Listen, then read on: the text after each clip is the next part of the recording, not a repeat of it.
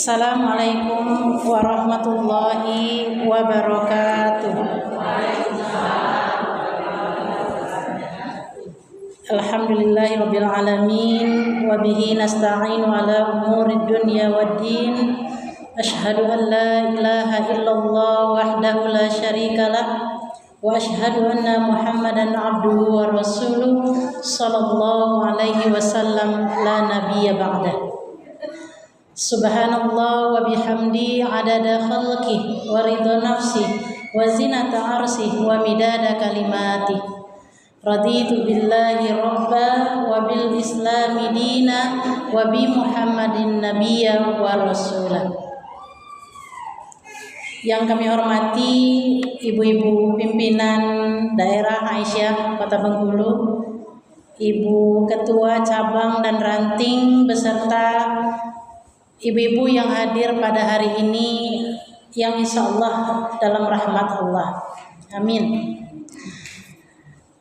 Alhamdulillah, Allah telah melimpahkan rahmat dan karunia yang begitu luar biasa kepada kita, sehingga pada hari ini atas izin Allah kita bisa sama-sama berkumpul di masjid yang Allah cintai ini dalam satu misi, yaitu pengajian Aisyah gabungan antara pimpinan daerah Aisyah Kota Bengkulu dengan cabang dan ranting.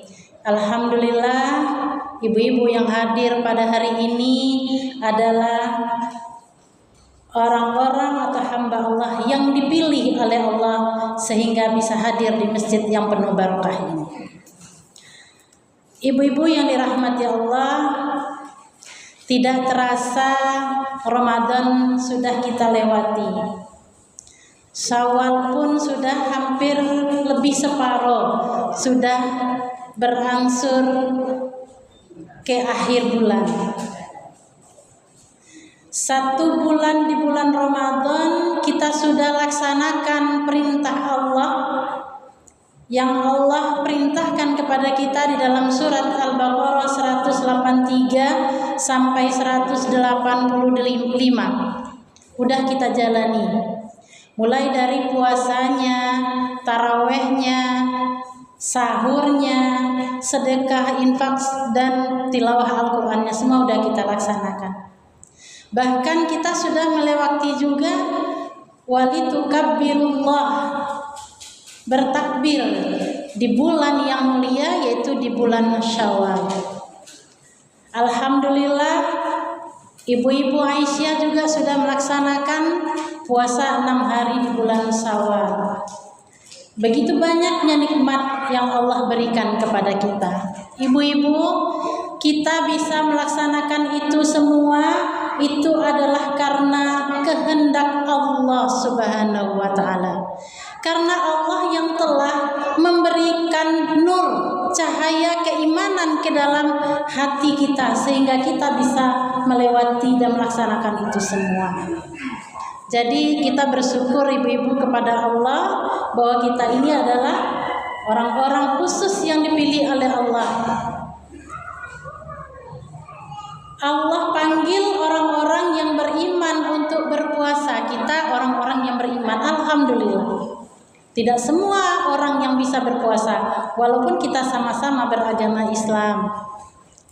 Tidak semua orang bisa membaca Al-Quran sampai tamat di bulan Ramadan, walaupun kita sama-sama orang yang beriman. Oleh karena itu, betapa luar biasanya Allah memberikan rahmat dan karunia-Nya kepada kita. Itu karunia dan rahmat yang paling luar biasa yang Allah berikan kepada kita, Bu. Dibandingkan dengan harta, kekayaan, materi, iman itu jauh lebih luar biasa yang Allah berikan kepada kita. Bu, ibu kalau punya mobil bahagia enggak?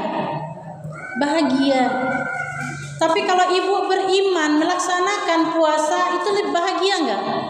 Lebih bahagia lagi. Kenapa? Karena Allah telah memberikan itu kepada kita atas izinnya. Oleh karena itu, janganlah kita sampai lupa bersyukur kepada Allah. Karena kata Allah, Siapa yang bersyukur kepada Allah, sungguh akan Allah tambah nikmatnya. Kita bersyukur atas sehat, maka Allah akan tambah kesehatan kita, Bu. Kita bersyukur atas rezeki yang Allah berikan, Allah tambah rezeki yang Allah berikan kepada kita. Apapun yang Allah berikan kepada kita, mari kita syukuri. Insya Allah kita akan mendapatkan limpahan dari apa yang kita syukuri. Ibu-ibu yang dirahmati Allah, bulan Ramadan bulan latihan. Bulan Syawal itu bulan peningkatan.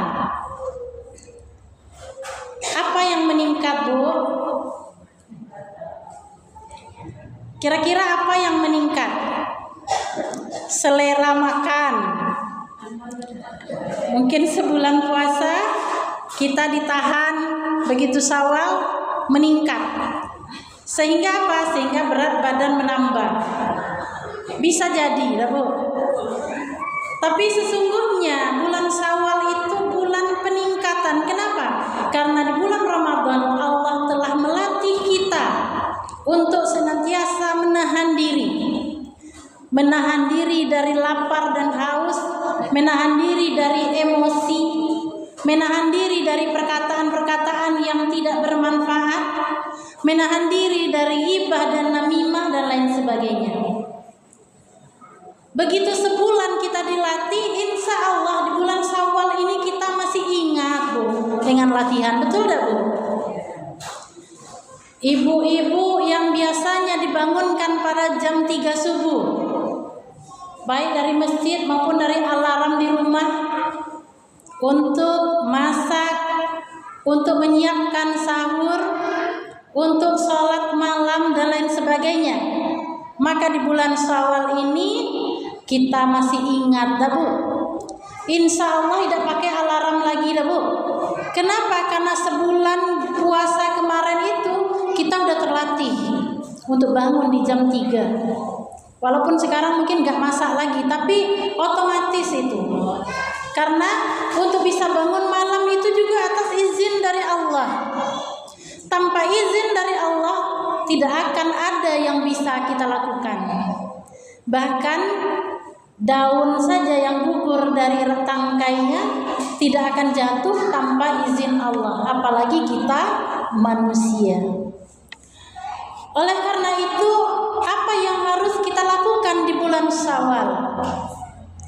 Bulan Syawal kita harus ingat-ingat bahwa bulan Syawal itu adalah bulan peningkatan. Jadi mari kita tingkatkan keimanan kita kepada Allah dan mempraktekkan amalan-amalan yang pernah kita lakukan selama bulan suci Ramadan. Biasa sholat tarawih, Bu, maka tingkatkan di tahajudnya. Biasa tilawah Al-Quran, maka usahakan lebih banyak lagi membaca Al-Qurannya. Kenapa? Karena waktu demi waktu itu berlalu begitu cepat, tidak terasa. Baru kemarin puasa, sekarang udah Syawal. Baru kemarin Lebaran, udah terasa udah mau habis juga bulan Syawal. Padahal kadang-kadang belum sempat kita untuk saling mengunjungi. Alhamdulillah dengan kegiatan halal bihalal pada hari ini Allah pertemukan kita di sini. Mudah-mudahan kita yang hadir pada hari ini Allah hapuskan dosa-dosa di antara kita. Amin, amin ya rabbal alamin. Ibu-ibu yang dirahmati Allah, pada bulan Syawal ini sudah biasa tradisi halal bihalal, saling menghalalkan, saling memaafkan. Jadi kita di acara halal bihalal ini kita selipkan di situ pengajian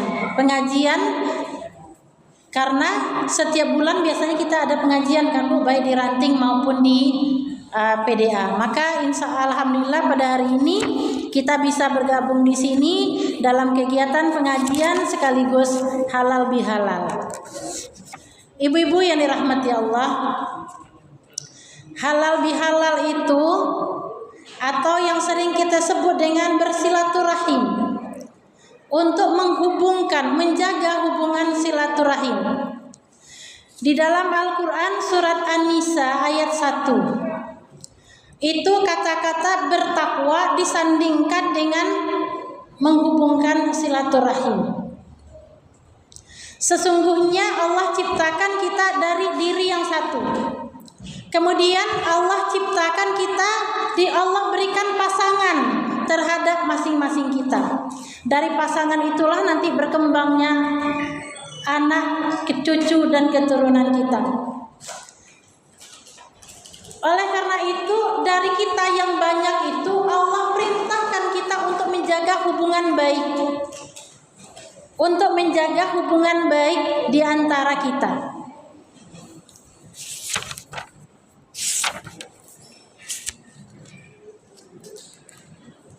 Kata Allah dalam surah An-Nisa, di akhir surah An-Nisa, wattaqullahallazi tasaaluna bihi wal arham.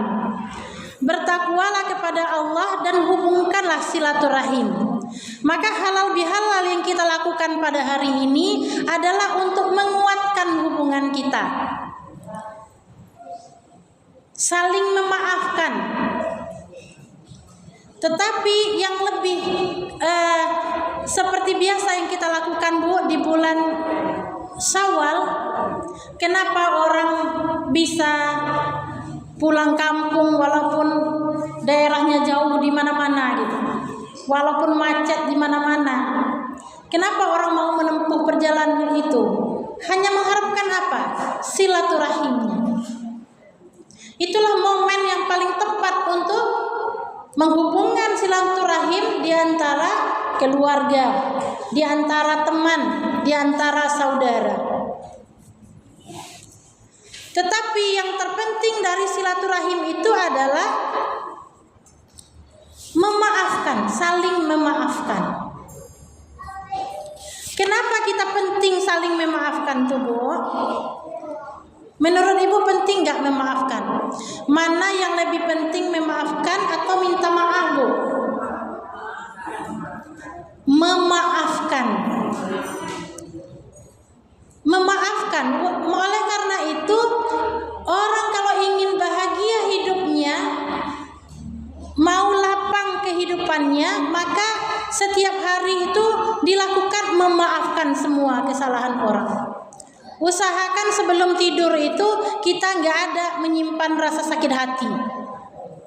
Insya Allah sehat tuh, Bu. Yang biasa darah tinggi, hilang darah tingginya tuh. Yang biasa kolesterol itu akan berkurang kolesterolnya. Kenapa? Itu dari kata-kata memaafkan. Oleh karena itu, pada momen halal bihalal ini, marilah kita saling memaafkan. Mau kan, Bu, saling memaafkan? Ibu-ibu yang dirahmati Allah, sulit nggak kira-kira memaafkan tuh, Bu? Sulit nggak kira-kira? Perempuan ini, Bu, memaafkan tuh gampang. Yang sulit tuh melupakan, kan, Bu? Memaafkan tuh gampang, tapi untuk melupakannya itu sangat sulit sekali. Sehingga apa? Sehingga perempuan itu sering dikatakan ahli sejarah. Cobalah kalau perempuan sudah tersakiti, baik di rumah maupun di mana, udah jadi ahli sejarah. Digali cacing dari tanah. Dari zaman dahulu sampai zaman sekarang, semuanya keluar itu. Semuanya itu keluar tanpa lupa sedikit pun. Nah, itu. Jadi dia udah memaafkan, tapi sulit untuk melupakan. Oleh karena itu, kita kalau mau belajar untuk hidup sehat, kita juga harus belajar untuk melupakan, walaupun itu sulit. Seperti kita kena itu, Bu, kena bisul. Kena bisul, waktu bisulnya itu merah, sakit kan, Bu? Sakit. Begitu pecah bisulnya, sakit nggak? Enggak, tapi ada bekasnya kan, Bu? Ada bekasnya. Seperti itulah kira-kira. Jadi untuk bisa memaafkan itu sebetulnya gampang, tapi itulah sulit untuk melupakan. Ketika nampak orangnya teringat terus, aduh, padahal udah memaafkan, tetapi sangat sulit untuk melupakan. Maka oleh karena itu, maka kita harus belajar bagaimana bisa memaafkan sekaligus melupakan. Ibu-ibu yang dirahmati Allah, di dalam kita melihat sesuatu atau dalam kita melihat diri kita masing-masing, ada 3 hal prinsip Bu yang perlu kita perhatikan. Yang pertama itu adalah akidah. Apa itu akidah? Akidah itu keyakinan kita kepada Allah atau hubungan kita kepada Allah. Yang kedua, syariat. Syariat. Apa itu syariat? Itu adalah tata tertib kita sebagai umat muslim. Segala aturan kehidupan kita ada dalam syariat. Yang ketiga, akhlak. Akhlak itu segala perilaku kita. Jadi ketika akidah kita benar, syariat kita praktekkan dengan benar, maka akhlak yang muncul akan menjadi akhlak yang mulia. Sebagaimana dicontohkan oleh Rasulullah Shallallahu Alaihi Wasallam. Maka Rasulullah bersabda, "Innama bu'istu liutammima makarimal akhlak." Kata Rasulullah, sesungguhnya aku diutus untuk memperbaiki akhlak manusia. Ibu-ibu yang dirahmati Allah, ada 5 cara Bu agar kita bisa memaafkan. Ada 5 cara agar kita gampang untuk memaafkan orang lain. Ibu yakin kalau setiap hari kita ini berinteraksi satu sama lain itu kita melakukan kesalahan, yakin gak Bu? Atau kita yakin gak punya salah sama sekali Bu? Tidak yakin kan Bu? Di rumah kita disebut istri, pasti ada itu suami. Maka selama kita interaksi dengan suami pasti ada di situ kesalahan. Kita ibu, kita disebut ibu karena kita punya anak. Pasti ada kesalahan ketika kita bersama anak kita. Begitu juga dengan tetangga dan lain sebagainya. Tidak mungkin kita itu tidak melakukan kesalahan. Begitu juga orang lain tidak akan mungkin tidak melakukan kesalahan terhadap kita. Tetapi sebaik-baiknya kita adalah orang yang mau memaafkan. Nggak perlu tunggu orang itu minta maaf, kita maafkan dulu. Jangan sampai kita ngomong sebelum dia minta maaf, belum kan aku maafkan. Naif niatkan Bu. Sebaiknya kita maafkan sebelum orang minta maaf. Terkait orang minta maaf atau tidak, maka maafkanlah terlebih dahulu. Walaupun mungkin akan banyak godaan, bisikan, enak aja katanya. Setan itu kan tidak suka Bu dengan kita melakukan kebaikan-kebaikan, maka dia akan selalu membisikkan ke telinga kita. Enak aja kamu memaafkan orang, jelas dia udah salah sama kamu, gitu kan? Setiap hari itu bisikan-bisikan itu. Tapi kita yakinkanlah pada diri kita bahwa memaafkan itu jauh lebih baik daripada meminta maaf. Kalaulah Bu di antara kita ini paham dengan ini saling memaafkan, nggak akan ada gesekan Bu. Nggak akan ada yang menghibah di belakang. Nggak akan ada yang mengadu domba di belakang. Kenapa? Karena kita memaafkan. Karena kita yakin bahwa semua manusia itu pasti berbuat salah. Ibu-ibu yang dirahmati Allah, satu caranya adalah, tadi ada 5 cara Ibu agar mudah memaafkan. Satu adalah yakin dan pahamilah bahwa memaafkan itu perintah dari Allah. Memaafkan itu perintah dari Allah. Sama seperti Ibu melaksanakan sholat. Kenapa kita mau melaksanakan sholat? Karena itu perintah dari Allah. Kalau kita tidak lakukan, kita berdosa. Seperti itu juga dengan memaafkan. Allah perintahkan kita untuk memaafkan kesalahan orang lain. Ibu-ibu yang dirahmati Allah, dalam surat Al-A'raf Allah berfirman, "Huzil afwa wa'mur bil ma'ruf wa a'rid 'anil jahilin." Huzil afwa, jadilah pemaaf. Kan perintah Allah, jadilah pemaaf. Jadi sebelum kita tidak usah kita menunggu orang meminta maaf, tapi kita maafkanlah terlebih dahulu. Sulit apa mudah, Bu? Sulit apa mudah, Bu? Sulit kan, Bu? Sulit. Ketika kita tersakiti ya, apa Bu? Jujur saja gitu kan. Ketika kita merasa tersakiti, mungkin sama suami kita, mungkin sama anak kita, mungkin sama tetangga kita, apakah kita bisa langsung plong, saya maafkan? Tidak kan, Bu? Tidak. Sakit itu pasti akan ada. Tapi sakit itu kan di sini kan, Bu? Sakitnya tuh di sini. Tapi untuk bisa memaafkan mungkin kita perlu jeda. Nggak bisa kita langsung paksakan. Maaf yo, maaf yo, maaf yo. Sementara lukanya itu masih menganga. Kita juga, Bu, perlu waktu untuk diri kita sendiri agar bisa menjadi orang-orang yang bisa memaafkan. Kenapa? Jadi yang pertama, yakinlah bahwa memaafkan itu adalah perintah dari Allah. Maka ketika kita memaafkan orang lain, pahalanya luar biasa, Bu, karena itu kita melaksanakan perintah Allah. Yang kedua, Bu, agar mudah memaafkan itu, pahamilah keutamaan dari memaafkan itu. Apa keutamaan dari memaafkan itu? Bu, Ibu sudah pernah nggak merasakan indahnya memaafkan itu? Bahagianya, tenangnya hati ketika di dalam hati kita nggak ada lagi rasa sakit hati. Senang nggak, Bu? Senang.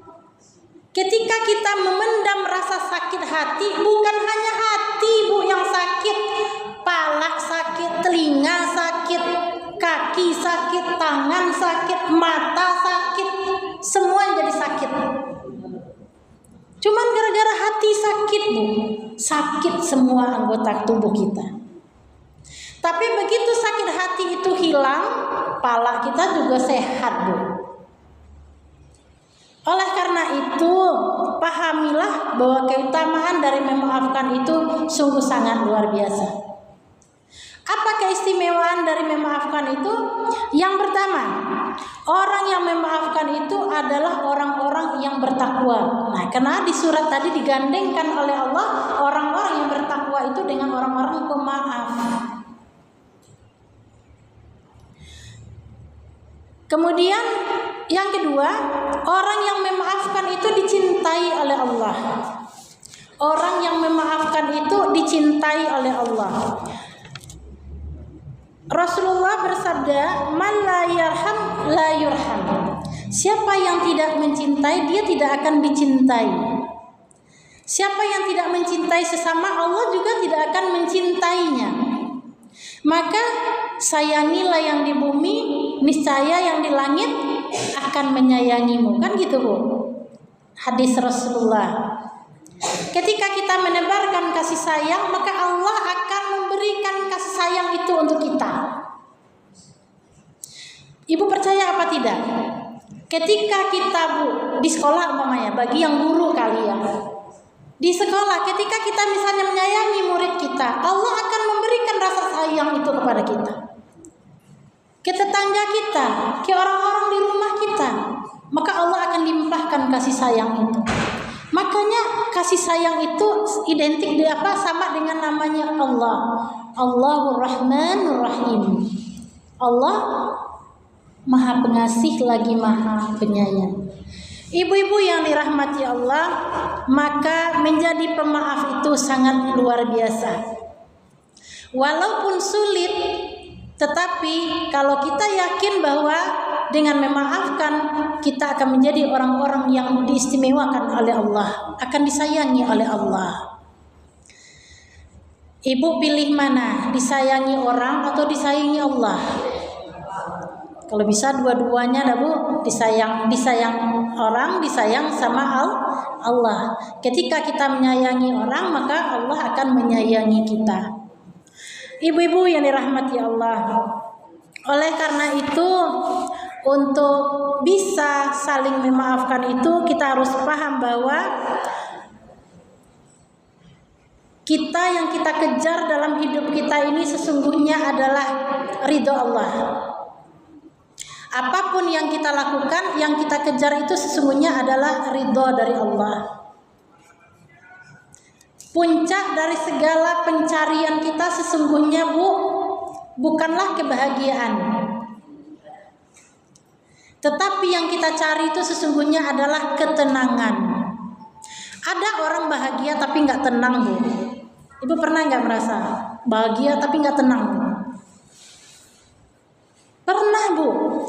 Jadi oleh karena itu puncak dari pencarian kita itu sesungguhnya adalah ketenangan. Ketika kita hidup kita tenang, maka kebahagiaan itu akan datang. Tapi kalau ketika kita bahagia, belum tentu kita tenang.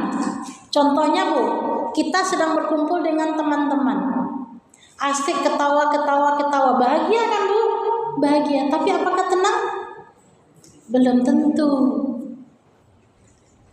Ketika kita tertawa terbahak-bahak, ketika itu kadang terselip rasa kekhawatiran di dalam pikiran kita.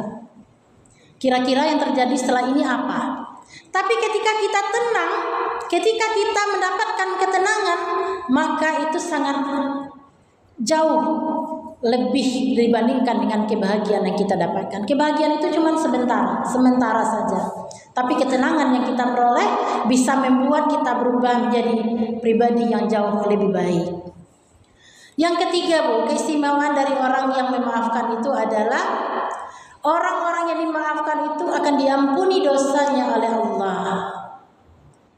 Bu, kita melakukan kesalahan terhadap diri kita sendiri. Pernah Bu? Ibu pernah bersalah nggak sama diri kita sendiri? Pernah nggak merasa bersalah gitu terhadap dirinya sendiri? Pernah. Pernah nggak Ibu memaafkan diri Ibu? Pernah nggak kita memaafkan diri kita sendiri? Pernah nggak Bu? Pernah nggak kita mengatakan sama diri kita, wahai diriku, aku maafkan dirimu? Pernah nggak Bu? Atau pernah nggak, wahai diriku, aku minta maaf, aku telah zolim? Pernah nggak Bu?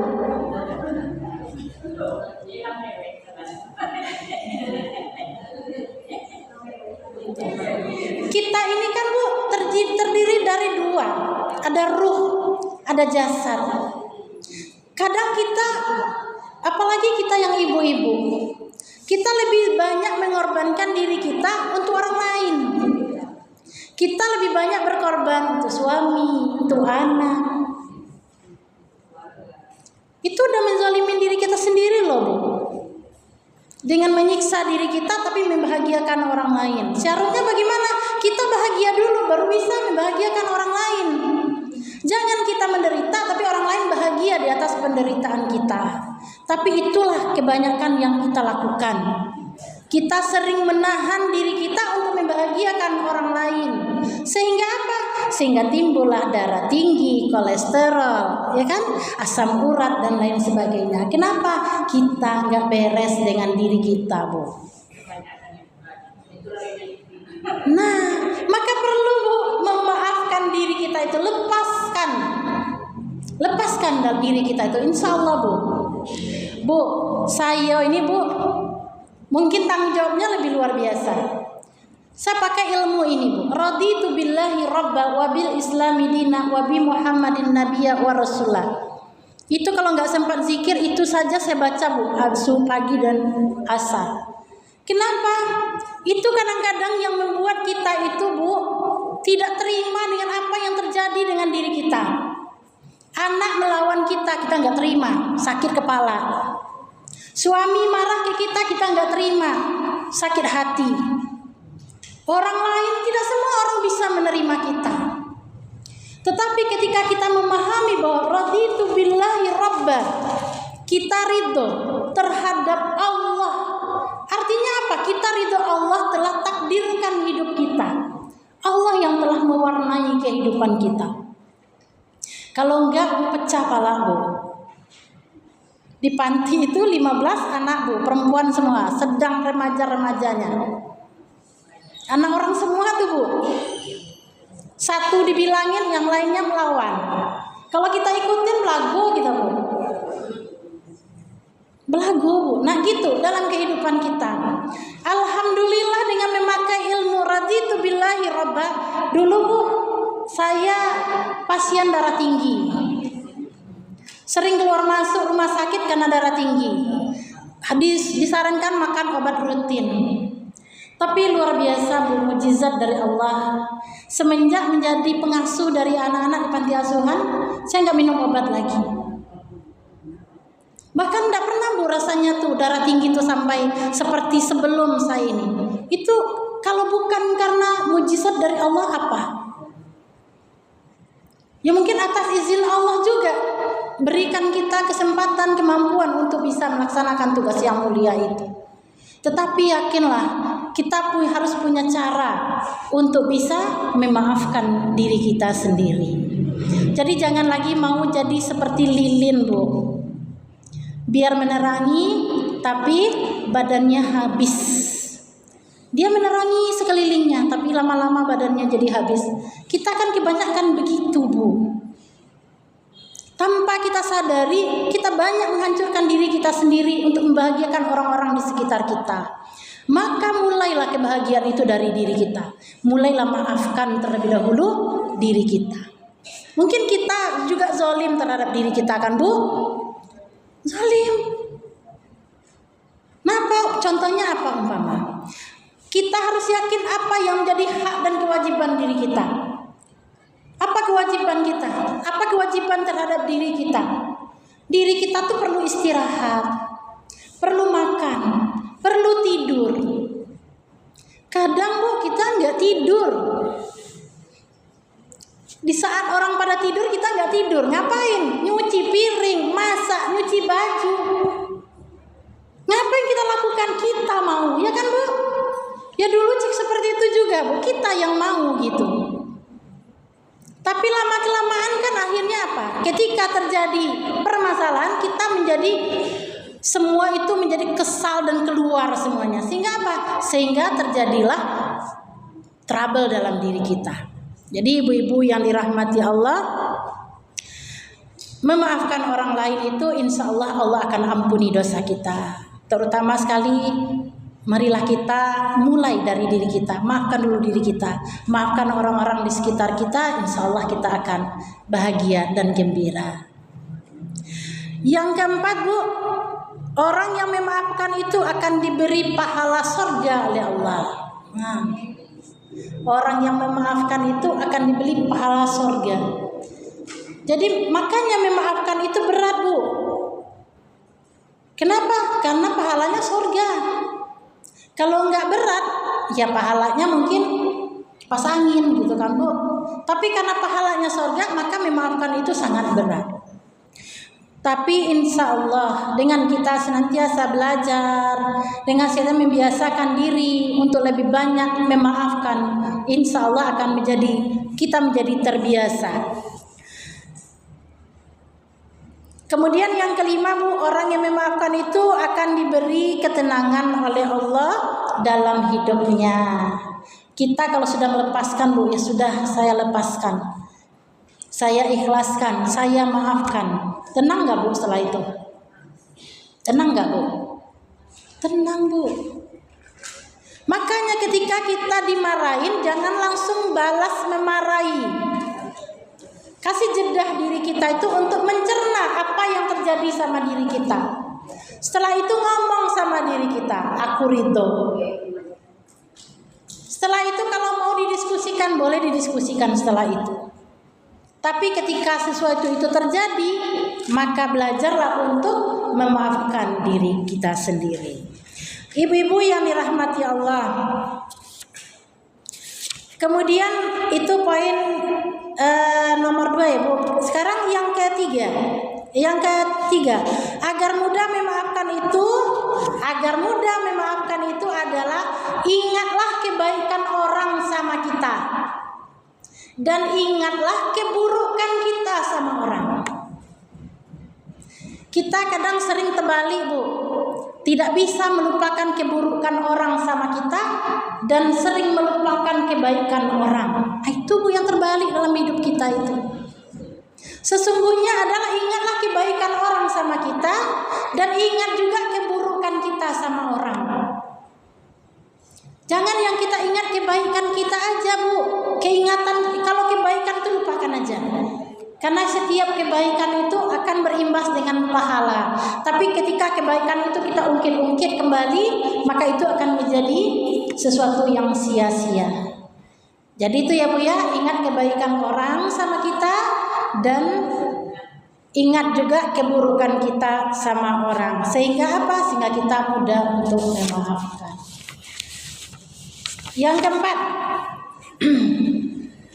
keempat, agar kita mudah memaafkan orang, tempatkan diri kita itu di posisi orang tersebut, Bu. Misalnya gini, Bu. Ada tetangga, kita punya ayam. Ayam itu pergi ke rumah tetangga. Kemudian dia buang ee-nya di rumah kita. Marah kan, Bu? Marah. Nah, ketika marah terus ibunya gimana? Memaafkan, dimarahin. Iya, harus dimaafkan. Kenapa? Coba kalau kita di posisi itu. Seandainya ayam tetangga yang ke rumah kita baru ngepel, datang ayam tetangga, buang teleknya di situ, marah nggak, Bu? Marah. Oleh karena itu, posisikan diri kita itu di posisi orang tersebut, atau posisikan hati kita sama dengan posisi orang tersebut. Kalau kita digituin orang, sakit nggak? Begitu juga ketika kita memperlakukan orang. Oleh karena itu, jika kita ingat itu, insya Allah kita akan mudah untuk memaafkan orang lain. Terakhir, Bu, yang kelima, ingatlah bahwa kasih sayang Allah itu sangat lebih jauh, Bu, dibandingkan dengan kasih sayang manusia yang sedunia ini. Kasih sayang Allah itu sungguh luar biasa. Oleh karena itu Allah aja Maha Pengampun, kok kita sebagai hamba Allah tidak bisa memaafkan. Allah saja sebesar gunung Uhud dosa kita Allah ampunkan. Masa kita sesama manusia tidak bisa untuk saling memaafkan. Jadi katanya, Bu, memaafkan itu gampang tapi sulit untuk melupakan. Karena memang itu dua beda, Bu. Kalau misalnya memaafkan itu kerjaan hati. Memaafkan itu kerjaan hati. Jadi ketika kita memaafkan itu artinya kita membersihkan hati kita agar tidak membenci pada orang yang kita sakit, yang menyakiti kita. Itu pekerjaan hati, Bu. Kita disakiti, maafkan. Itu namanya memaafkan. Tapi kalau melupakan itu adalah membersihkan pikiran kita. Kalau untuk melupakan, membersihkan pikiran kita agar tidak teringat kembali kepada orang yang menyakiti kita. Maka itu dua memang berbeda. Satu pekerjaan hati, satu pekerjaan pikiran. Makanya berat, Bu. Pekerjaan pikiran itu jauh lebih berat. Karena pikiran itu dia tanpa kita komando, dia bisa menari-nari sendiri di kepala kita. Betul dah, Bu? Jadi oleh karena itu mudah-mudahan dengan memaafkan, dengan belajar untuk melupakan, insya Allah kita bisa menjadi orang-orang atau hamba Allah yang bahagia. Bukankah kita kembali lagi ke misi hidup kita, Bu? Bahwa misi kehidupan kita itu hanya satu kan, Bu? Yaitu mendapatkan jannahnya Allah. Amin. Kemudian ibu-ibu, kembali lagi kita kepada tujuan kita, bahwa kita Allah ciptakan pasti nanti akan ada akhirnya. Karena kita adalah hamba Allah.